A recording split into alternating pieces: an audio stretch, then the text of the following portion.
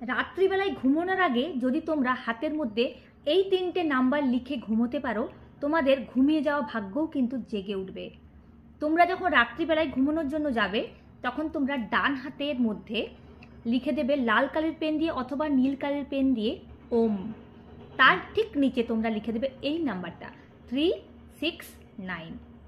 তারপর তোমরা শান্ত হয়ে তোমাদের যে মনের যে ইচ্ছে আছে, যে উইশ আছে, সেটা তোমরা ভাবতে শুরু করবে। আর তোমরা তারপর ঠিক তোমরা ওং নমঃ ভগবতে বাসুদেবায় এই মন্ত্রটা তোমরা 9 টাইমস মানে 9 বার তোমরা চ্যান্ট করবে। তারপর তোমরা শান্ত হয়ে বিশ্বাস রেখে তোমরা ঘুমিয়ে পড়ো।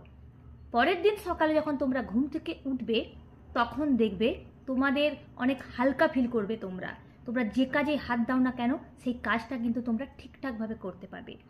এই যে নাম্বারটা তোমরা লিখলে, এটা শুধু একটা নাম্বার নয়, এটা হচ্ছে ব্রহ্মাণ্ডের ফ্রিকোয়েন্সি।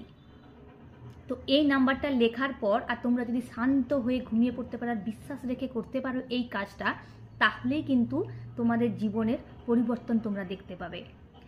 জানো তো, 100% লোকের মধ্যে 99% লোক কিন্তু এইগুলোকে মজার ছলে নেয়। ওই জন্যই কিন্তু তারা কিন্তু কিছু পায় না।